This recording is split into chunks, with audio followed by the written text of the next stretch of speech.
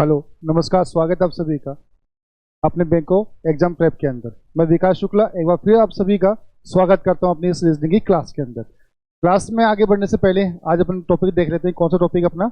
Statement and arguments.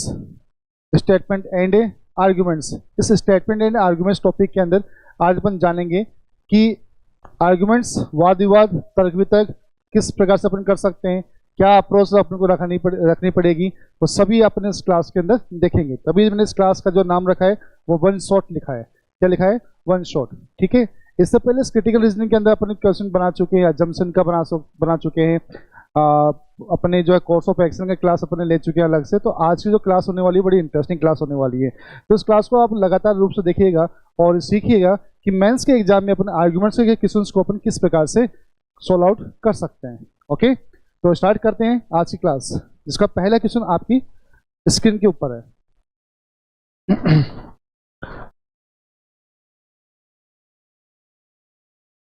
ये लीजिए, पहला क्वेश्चन आपकी स्क्रीन के ऊपर है।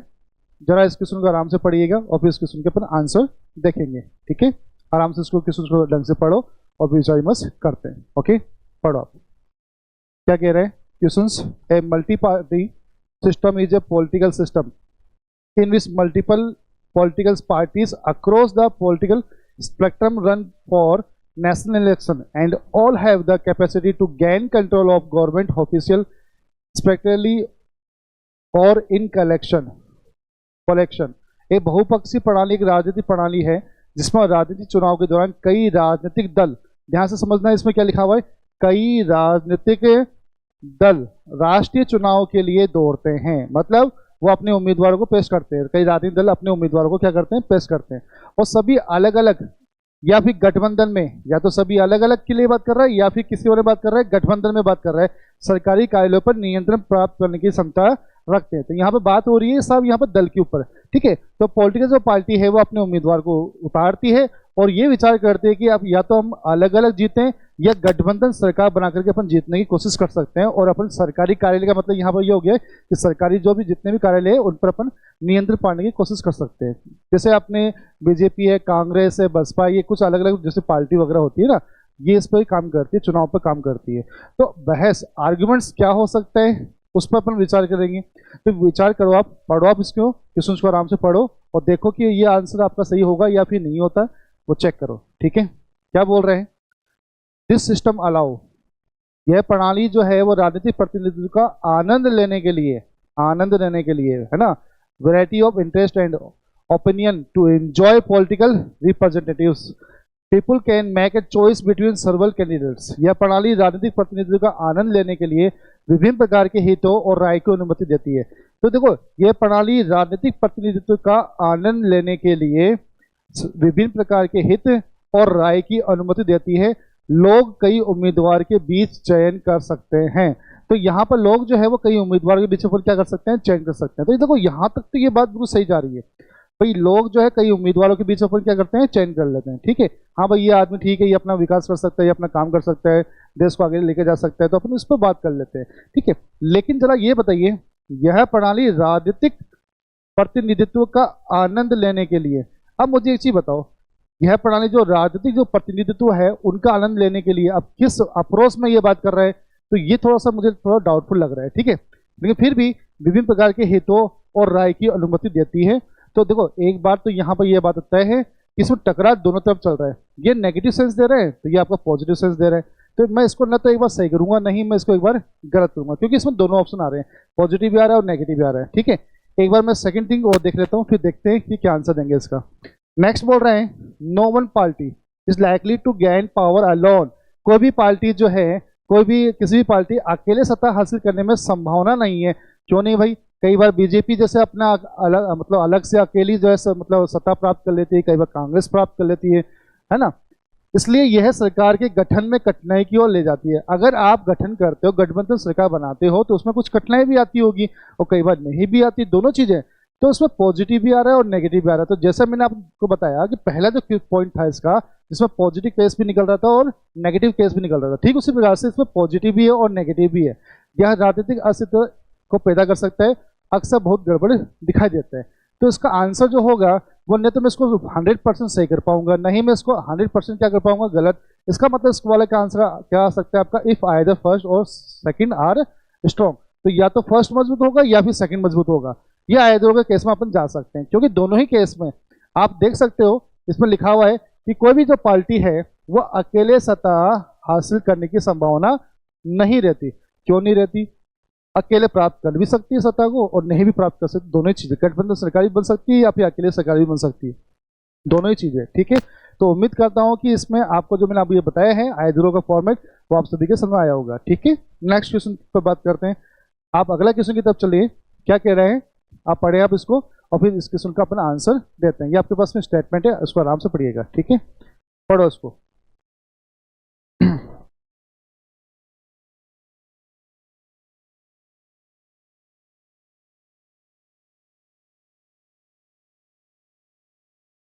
क्या कह रहे हैं? लुप्त प्राय प्रजातियों के लिए प्रचार अभियान का सबसे महत्वपूर्ण पर्यावरणीय समस्याओं पर बहुत अधिक प्रभाव पड़ने की संभावना नहीं है। ये बोल रहा है कि जो लुप्त हो चुकी प्रजाति है उनके लिए अगर अपन प्रचार अभियान करते हैं, उनके लिए अपन क्या करते हैं, प्रचार अभियान करते हैं, तो उसके लिए बोल रहा है कि सबसे महत्वपूर्ण पर्यावरणीय समस्याओं पर बहुत अधिक प्रभाव पड़ने की संभावना नहीं है, ना के बराबर है। अगर अपन लुप्त जो होगी प्रजाति अगर उन पर अपन प्रचार प्रसार करते हैं, प्रचार अभियान करते हैं, तो उसमें पर्यावरणीय समस्याओं को पर बहुत ज़्यादा प्रभाव पड़ने की संभावना नहीं दिखाई देती। जबकि बड़े स्तनधारियों के लिए भावनाओं को सहजता प्रदान करने की सुविधा, भावनाओं को सहजता प्रदान करने की सुविधा उनके लिए सहानुभूति पैदा करने की सुविधा प्रदान करती है। जो बड़े जो स्तनधारी जो मतलब आपके प्रजाति है उनमें अगर आपने भावनाओं को सहजता प्रदान करने की कोशिश किया तो हो सकता है कि उन पशुओं में सहानुभूति पैदा हो सकती है। अन्य प्रकार के जीवों के प्रति सहानुभूति को प्रदर्शित करना अधिक कठिन होता है, जैसा कि मृदा सूक्ष्म जीवों के रूप में जिस पर बड़े पारिस्थितिक तंत्र और कृषि निर्भर करते हैं। तो ये आपका एक स्टेटमेंट आया जिसमें अपन को लुप्त प्रजातियों के बारे में बात कर रहे हैं। अगर इसमें प्रचार प्रसार करते हैं तो पर्यावरणीय समस्या की जो है मतलब सॉल्व होने की संभावना नहीं हो रही है, जबकि बड़े स्तनधारियों को अगर अपन सहानुभूति दिखाते हैं तो हो सकता है कि यहाँ पे वो भी अपने को सुविधा प्रदान करती है, सहानुभूति पैदा करने की सुविधा प्रदान करती है। ये सब कुछ बात बोला गया है। ओके, चलिए नेक्स्ट आर्गुमेंट्स क्या हो सकते हैं, पढ़िएगा। सबसे महत्वपूर्ण पर्यावरणीय समस्याओं में बड़े स्तनधारियों के अलावा, इसमें आपको बड़े स्तनधारियों के अलावा भी बात की थी। देखो ये रहा अन्य प्रकार के जीव, अपन को यहाँ पर अन्य प्रकार के जीवों के बारे में बात की थी। तो आगे चलते हैं, आगे क्या बोल रहे हैं कि बड़े स्तनधारियों के अलावा लुप्तप्राय प्रजातियां शामिल है। तो क्या ये वाली बात आर्गुमेंट्स में अपन बोल सकते हैं? तो हाँ बिल्कुल ये वाली बात अपने आर्गुमेंट्स में बोल सकते हैं, क्योंकि इसमें बोला गया था अपने स्टेटमेंट के अंदर कि सबसे महत्वपूर्ण जो है वो पर्यावरणीय समस्याओं से में बड़े स्तनधारी जो भी होते हैं उनके अलावा बहुत सारे ऐसी प्रजातियां हैं जो लुप्त हो चुकी है। तो ये बात अपने आर्गुमेंट्स में भी ले सकते हैं। ठीक है, नेक्स्ट क्या बोलते हैं, सूक्ष्म जीव जो दर्द का अनुभव नहीं कर सकते या अन्य भावना नहीं है, सूक्ष्म जीवों के अंदर वो दर्द का अनुभव नहीं कर सकते, तो यहाँ पर ये वाली बात पूर्ण रूप से आर्गुमेंट्स में नकार सकते हैं। ठीक है, नेक्स्ट पर्यावरण के लिए प्रचार। हाँ, पर्यावरण के लिए प्रचार के बारे में अपने पिछले स्टेटमेंट के अंदर भी पढ़ा था। ठीक है, आगे देखते हैं। पर्यावरण के लिए प्रचार अभियान सबसे प्रभावी है जब वह किसी जीव के लिए सहानुभूति रखते हैं। जबकि अपन को स्टेटमेंट में क्या कह रहे हैं कि भैया वो उसकी संभावना ही नहीं है, प्रभाव पड़ने की संभावना ही नहीं है। तो आप बताओ आर्गुमेंट्स में इस चीज को कैसे ले सकते हैं? तो ऑप्शन नंबर 3 अभी आपका क्या हो चुका है, कैंसिल आउट हो चुका है। ऑप्शन नंबर 4 पढ़िएगा, क्या कह रहा है, लोग इग्नोर कर रहे हैं एनवायरमेंटल प्रॉब्लम्स को, लोग पर्यावरणीय समस्याओं को अनदेखा करते हैं। Unless they believe the problems will be affect, जब तक कि वो उन्हें विश्वास नहीं होता कि समस्या उन प्राणियों को प्रभावित करेगी जिनसे वह सहानुभूति रखते हैं। अच्छा, यहाँ पर लोग पर्यावरणीय समस्याओं को क्या कर रहे हैं, अनदेखी कर रहे हैं, जबकि आप यहाँ पर बात कर रहे हैं कि लुप्त प्राय प्रजातियों के लिए प्रचार अभियान का सबसे महत्वपूर्ण पर्यावरणीय समस्याओं पर जरा प्रभाव नहीं पड़ने का। आप बात करो इस प्रकार से, और यहाँ ऑप्शन में बात कर रहे हैं कि लोग पर्यावरण समस्या पर अनदेखा कर रहे हैं, तो ये वाला ऑप्शन भी क्या हो सकता है, कैंसिल आउट। तो ऑप्शन कैसे कैंसिल आउट कर रहा हूँ वो भी ध्यान से आप बुक सीखिएगा, क्योंकि स्टेटमेंट सर्वमान्य सर्वोपरि। अगर स्टेटमेंट में अगर आपको कुछ बात बोला गया है तो उसी पर वाद विवाद करना, उसी पर बहस करना, उसी पर आर्गुमेंट्स करना होता है, ठीक है। नेक्स्ट देखिए, एक जीव केवल पर्यावरणीय रूप से महत्वपूर्ण हो सकता है, क्या एक ही जीव हो सकता है, नहीं ना, ऑप्शन कैंसिल। चलो, और कौन सा ऑप्शन निकला आपका, पहला ऑप्शन निकला। Okay done. नेक्स्ट क्वेश्चन तब चलते हैं, अगला क्वेश्चन पढ़िएगा, आर्गुमेंट से बढ़िया है, पढ़ो आप इसको क्या कहना चाह रहा है। एक कथन पर विचार करें, आभासी शिक्षा वर्चुअल एक जो है एजुकेशन पर बात कर रहा है कि एक आभासी शिक्षा विभिन्न ऑनलाइन सेमिनारों के लिए प्रदान करती है। सीखे विशेषज्ञों के साथ बातचीत करने के अवसर भारत भर में छात्रों को उनकी आर्थिक स्थिति और पृष्ठभूमि के बावजूद। ये एक आपको प्रो मुक्त शिक्षा कक्षाएं आदि निम्नलिखित में से कौन सी धारणा कथन को कमजोर करती है। तो कौन सा आर्गुमेंट्स होगा ऐसा जो कथन को क्या करेगा, कमजोर करेगा। अच्छा, बात किस पर हो रही जरा ये बताइए मुझे। अब बात हो रही है आर्गुमेंट्स पर, और आर्गुमेंट्स कौन सा, वीक आर्गुमेंट्स निकालना है अपन को। कौन सा आर्गुमेंट्स निकालना है, वीक। अगला बोल रहा है कि अपन को वीकनेस बतानी है। अच्छा, ऊपर बात हो रही है वर्चुअल एजुकेशन पर। तो देखो, ये कई छात्रों के पास इंटरनेट की सुविधा नहीं है। अब जब इंटरनेट की सुविधा नहीं हो तो वर्चुअल एजुकेशन कैसे पॉसिबल होगा, आप जरा ये बताओ। आप जरा ये बताओ, जब अपने पास में इंटरनेट की सुविधा ही नहीं है, many students is remote areas do not have access to internet facilities.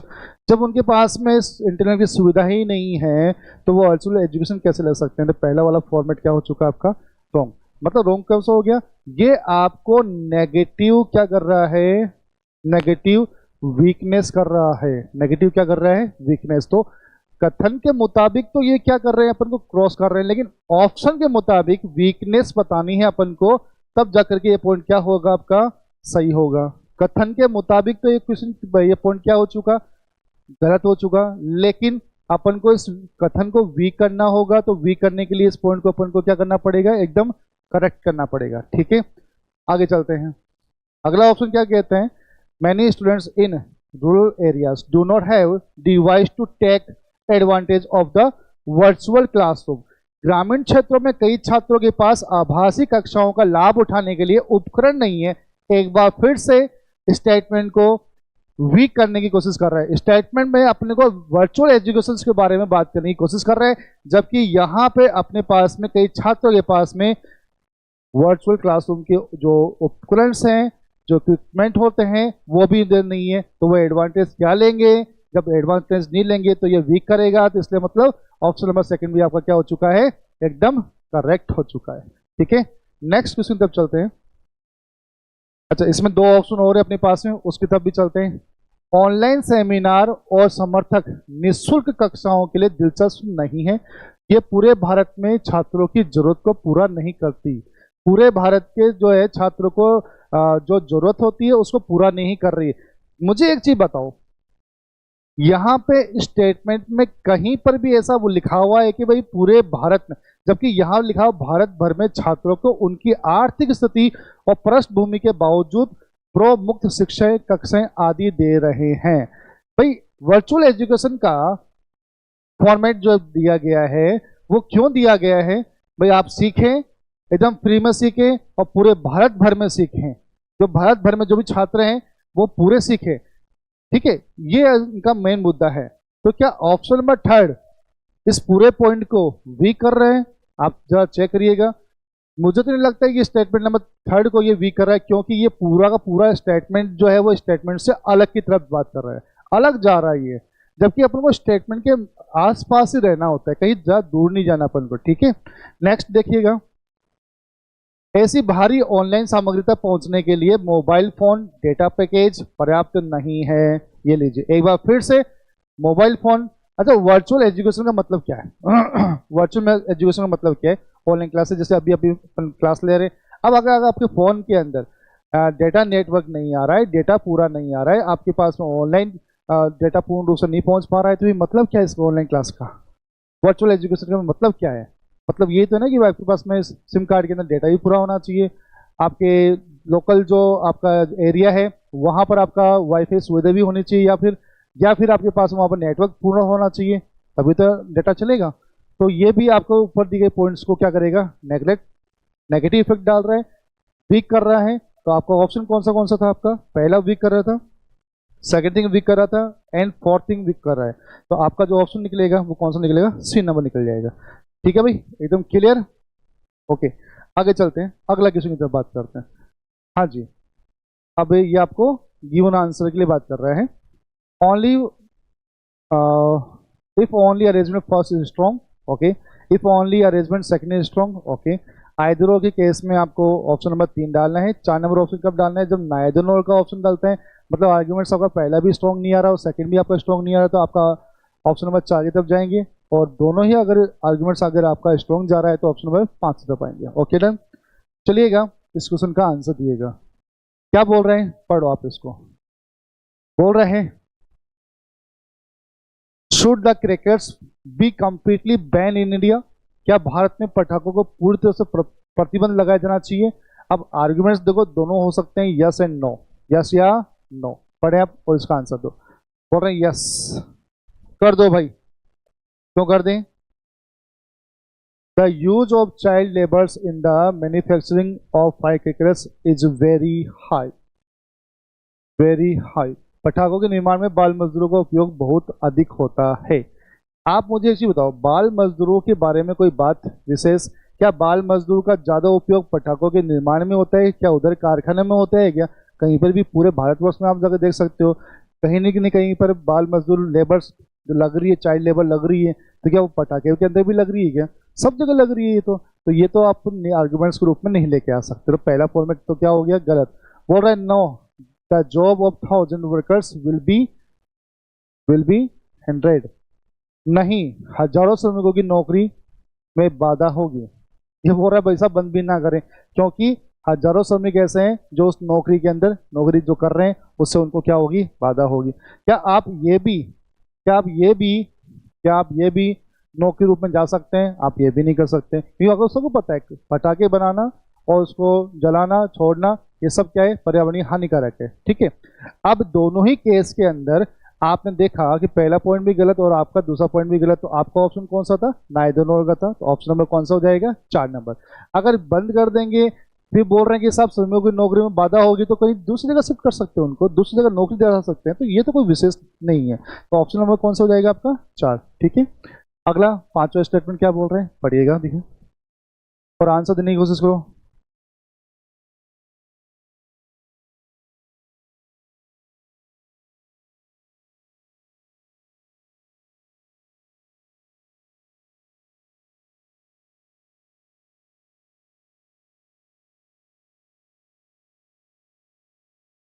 पांचवा ऑप्शन, ऑप्शन बताइए, देखिए।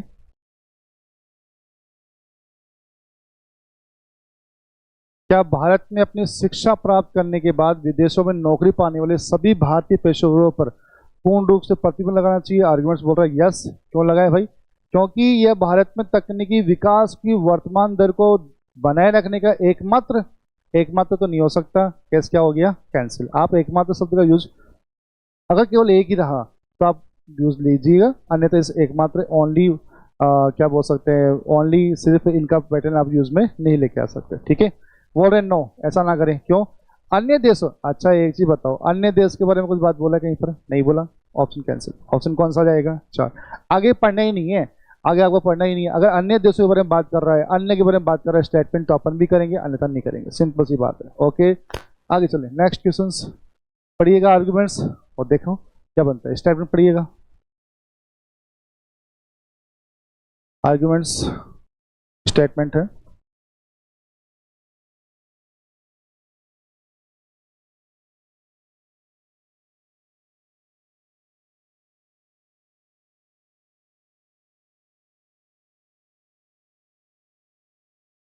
भारत के जीएम फसलों के व्यावसायिक उत्पादन की अनुमति देने का प्रश्न पिछले 1 से 1.5 दशक में चिरस्थायी सार्वजनिक नीतिगत प्रयासों में से एक है। जीएम फसलों के विरोध के प्रमुख कारणों में से एक मानव स्वास्थ्य और पर्यावरण के लिए गंभीर और अपरिवर्तनीय क्षति की संभावना है। एक बार फिर से पढ़िएगा इस क्वेश्चन को। भारत की जो जीएम फसलों के व्यावसायिक उत्पादन की अनुमति देना, जीएम फसलों के व्यावसायिक उत्पादन की अनुमति देने का प्रश्न पिछले 1-1.5 दशक में चिरस्थायी सार्वजनिक नीतिगत बहसों में से एक रहा है। जीएम फसलों के विरोध के प्रमुख कारणों में से एक मानव स्वास्थ्य और पर्यावरण के लिए गंभीर अपरिवर्तनीय क्षति की संभावना है। ये कहना चाह रहा है आपको, ठीक है। चलिए आगे क्या बोल रहे हैं, ये क्या है अपने पास में 5 ऑप्शन दे दिया, 5 ऑप्शन दे दिए, 4 ऑप्शन दिए, तो बताइए कौन सा ऑप्शन होगा इसमें से।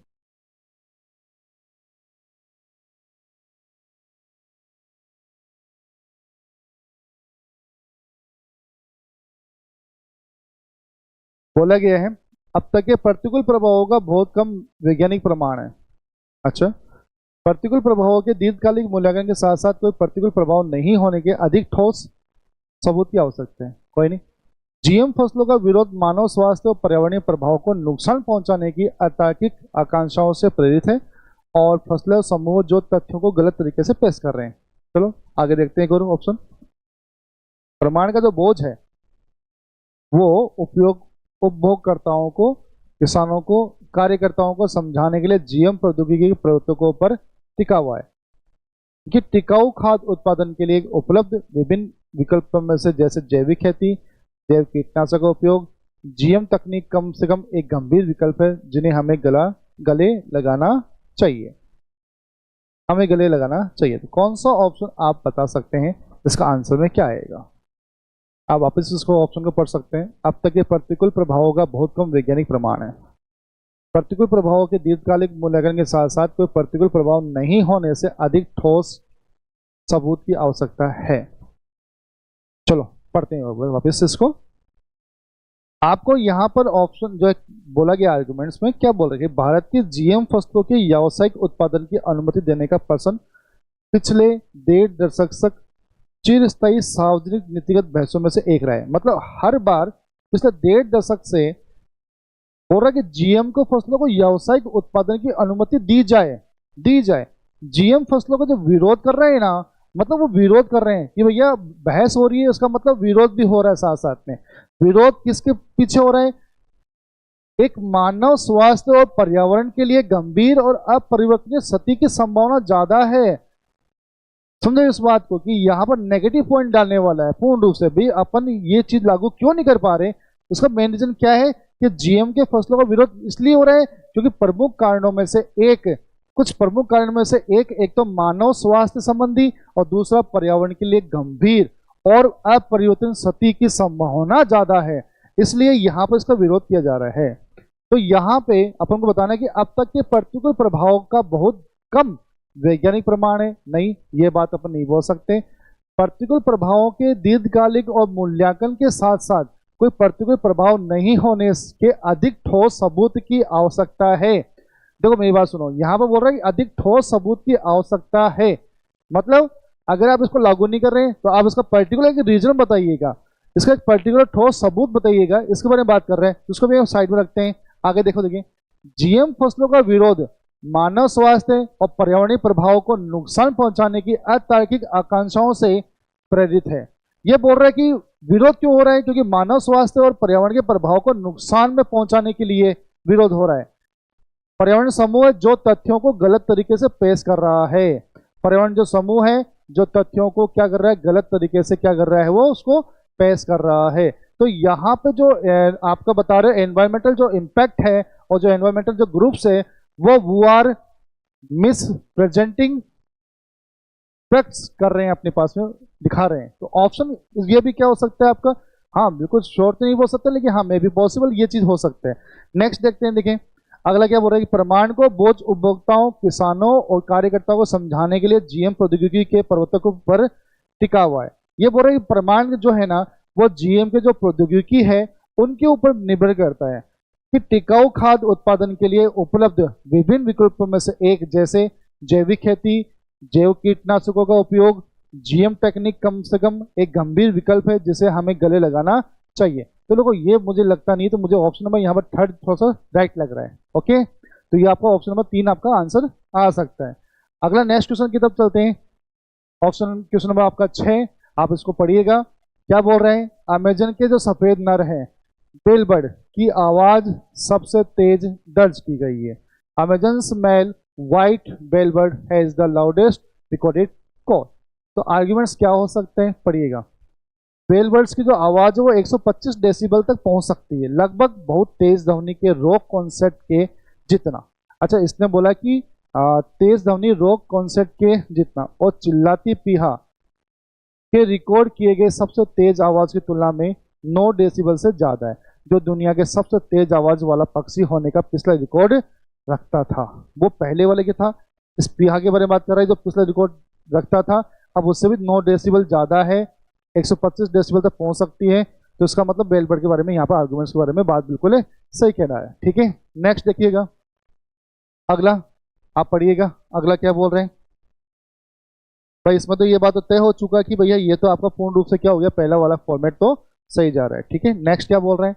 नेक्स्ट बोल रहे हैं कि शोधकर्ताओं का कहना है कि मादा बेलबर्ड एक बड़े नर के पास बैठकर इसका आकलन कर सकती है, लेकिन ऐसा करके वह अपने सुनने की क्षमता, अरे हटाओ जी इसको, ये वाला फॉर्मेट तो नहीं हो सकता। तो आपका जो ऑप्शन है वो कौन सा हो जाएगा? ऑप्शन नंबर यहाँ पर फर्स्ट हो सकता है।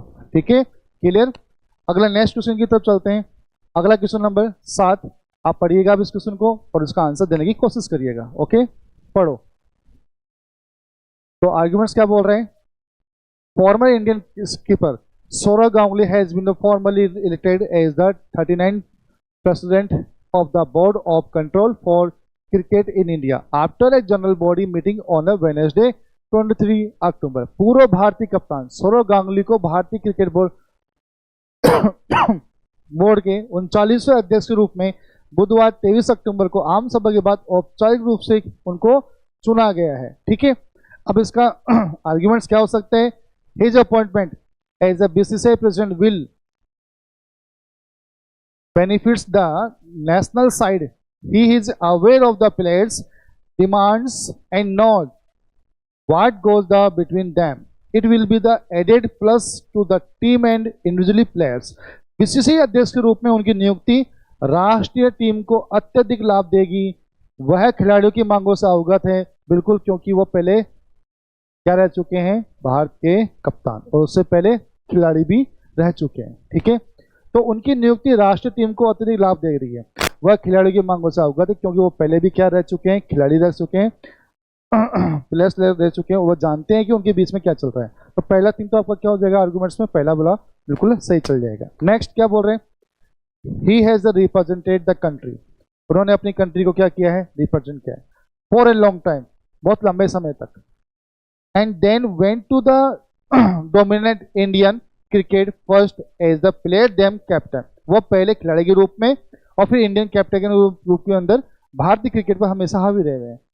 He can bring about a lot of improvements as he known the game inside out, वो अपनी भारतीय क्रिकेट टीम के अंदर बहुत ज़्यादा इंप्रूवमेंट ले सकते हैं क्योंकि वो खेल को अंदर से भी जानते हैं और वो खेल को बाहर से भी जानते हैं। तो ये वाला फॉर्मेट भी आपका क्या होगा, एकदम करेक्ट हो जाएगा। तो आपका जो ऑप्शन आएगा वो कौन सा आएगा? ऑप्शन नंबर 5 आ जाएगा। डन, आगे चलते हैं। अब आप इसको पढ़िएगा। ठीक है, चलो आराम से इसको पढ़ो, उसको आंसर देने की अपन कोशिश करेंगे। ओके, पढ़िए देखिए। सड़कों के लिए एक छत्र कार्यक्रम भारतमाला 6 महीने में प्रमुख NSDP सहित सभी मौजूदा राजमार्ग परियोजनाओं को समाप्त करने के लिए जल्द ही बुनियादी रूप से अपनाया जाएगा। वापस पढ़ो इसको, क्या कहने की कोशिश कर रहे हैं? सड़कों के लिए एक छत्र कार्यक्रम भारतमाला 6 महीने में प्रमुख NSDP सहित सभी मौजूदा राजमार्ग परियोजनाओं को समाप्त करने के लिए जल्द ही बुनियादी रूप से अपनाया जाएगा। ठीक है, आर्गुमेंट्स क्या है, पढ़िएगा आर्गुमेंट्स उसका और फिर आंसर देने की कोशिश करेंगे। पहला आर्गुमेंट्स पढ़िएगा, पढ़ो। किसी भी राष्ट्र का विकास परिवहन नेटवर्क और उन तरीकों पर निर्भर करता है जिनके लिए उन्हें बनाया जाता है। बिल्कुल सही बात कह रहा है। अभी तक तो क्षेत्रों को जोड़ने और यातायात को सुचारू रूप से प्रवाह करने के लिए नई और विकसित सड़कों का निर्माण आवश्यक है। बिल्कुल करेक्ट बात, बिल्कुल करेक्ट बात। आर्गुमेंट्स के रूप में अपन ये बात बिल्कुल लेकर आ सकते हैं। ठीक है, नेक्स्ट बोल रहे हैं कि भैया कि this project will complete directly with some of the existing toll roads. अरे मेरा भाई बताओ, टोल रोड्स के बारे में कुछ बात बोला है क्या यहाँ पर? बोला है क्या? नहीं बोला है, तो काय को इसको आगे बढ़ना, ये खत्म कहानी। यह परियोजना मुझे टोल रोड परियोजनाओं में से कुछ के साथ सीधे प्रतिस्पर्धा करेगी। क्या को करेगी प्रतिस्पर्धा? किस बात की प्रतिस्पर्धा? अपन को यहाँ पर स्टेटमेंट की तरफ देखो, स्टेटमेंट में कहीं पर भी टोल के बारे में बात किया, प्रतिस्पर्धा के बारे में बात किया नहीं ना, तो काय को आर्गुमेंट्स करना इस बात के लिए, काय को बहस करना। ठीक है, ऑप्शन क्या हो जाएगा? कैंसिल। तो option first is a strong, only first strong. ठीक है, नेक्स्ट क्वेश्चन, क्वेश्चन नंबर 9 पढ़िएगा। क्या कह रहा है? क्या स्कूलों में जंक फूड पर प्रतिबंध लगा देना चाहिए? Should junk food be banned in school? तो देखें आर्गुमेंट्स क्या बोल रहे हैं, पढ़िएगा। बोला हाँ, जंक फूड पर जो है बैन कर दो। क्यों कर दो? पढ़ो आप इसको कि जंक फूड पर बच्चों का एक नकारात्मक प्रभाव पड़ता है। बिल्कुल सही है, नकारात्मक प्रभाव पड़ता है, कोई दिक्कत नहीं। आगे चलो। यदि उन्हें एक अति सक्रिय, भयानक और चिड़चिड़ा बना सकता है, जिनसे उन्हें अपने ध्यान केंद्रित करना मुश्किल हो जाता है। हाँ जी भाई बताओ, बताओ क्या ये आर्गुमेंट सही है? बोल रहे हाँ, बैन कर दो। जंक फूड को बच्चों पर एक नकारात्मक प्रभाव पड़ता है, यहाँ तक भी सही है। यह उन्हें अति सक्रिय, ठीक है, भयानक और साथ साथ में चिड़चिड़ा बना सकता है। बिल्कुल करेक्ट बात बोल रहे हैं। तो क्या आपका पहला पॉइंट बिल्कुल सही है? बिल्कुल सही है। दूसरा देखते हैं। नहीं सर, आप बैन ना करें। क्यों नहीं करें? यह अंतराल पर खाने के लिए बच्चों का पसंदीदा स्नैक आइटम है। हटाओ, चलो हो गया इसका बहस। आगे चलते हैं। Question number, point number 3। हाँ सर, बंद कर दो, क्योंकि जंक फूड में थोड़ा प्रोटीन, विटामिन और खनिज के साथ साथ उच्च स्तर की कैलोरी होने की संभावना रहती है। तो क्या ये आर्गुमेंट भी सही है? बिल्कुल सही है कि जंक फूड के साथ साथ ये सभी चीजें आपको यहाँ पर विटामिन, प्रोटीन और खनिज के साथ साथ उच्च स्तर की कैलोरी होने की संभावना भी रहती है, जो कि शरीर के लिए और विशेष रूप से बच्चों के लिए हानिकारक हो सकती है। ठीक है, तो ये वाला भाव भी सही है। तो आपने बताया कि भैया पहला और तीसरा आर्गुमेंट्स जो है वो पूर्ण रूप से क्या है, आपका स्ट्रॉन्ग है। ठीक है, नेक्स्ट पर बात करते हैं। इस आर्गुमेंट्स पर आखिरी बात अपन कर रहे हैं की कोशिश कर रहे हैं। ठीक है, अगला क्या क्वेश्चन बोलता है, स्टेटमेंट पढ़िएगा। क्या भारतीय वेब श्रृंखला उद्योग के लिए सेंसरशिप को अनिवार्य किया जाना चाहिए? क्या भारतीय वेब श्रृंखला उद्योग के लिए सेंसरशिप को अनिवार्य किया जाना चाहिए? आर्गुमेंट्स बोल रहे हैं हाँ जी सर, कर दो। क्यों कर दो? व्यापक पहुंच के लाभ के कारण। अब मुझे एक चीज बताओ, भारतीय वेब श्रृंखला उद्योग के लिए सेंसरशिप को अनिवार्य कर देना चाहिए। अब करेंगे तो कुछ तो बेनिफिट्स मिलना चाहिए। बोला हाँ, व्यापक पहुंच के लाभ के कारण डिजिटल मीडिया पर वेब श्रृंखला और सामग्री सभी के लिए सुलभ हो जाएगी। तो यहाँ तक तो एडवांटेज बोल रहे हैं। जब बच्चे हिंसा, मजबूत भाषा और सेक्स से संबंधित सामग्री देखते हैं तो बच्चों को एक बहुत बड़ा क्या हो सकता है, नुकसान हो सकता है। तो यहाँ तक तो बात बिल्कुल समर्थन कर रहा है, बिल्कुल पॉजिटिव थिंग की बात कर रहे हैं। ठीक है, तो ये आर्गुमेंट्स अपन दे सकते हैं। नेक्स्ट, नहीं सर ऐसा ना करें, क्योंकि दूसरे देश से अपने को क्या मतलब। तो ये वाला फॉर्मेट क्या हो चुका आपका, कैंसिल। क्योंकि दूसरा देश बोलते ही अपन ने क्या कर दिया, कंपेयर कर दिया। कंपेयर करने वाली बात अपन बोलेंगे नहीं।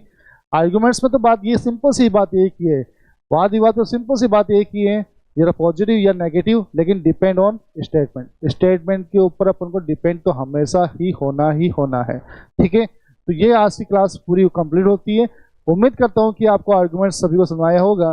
तो ये जो आपके क्रिटिकल रीजनिंग की जो एक सीरीज थी, जिसका अपने एक महत्वपूर्ण अपने पड़ाव अपने आज हासिल किया है।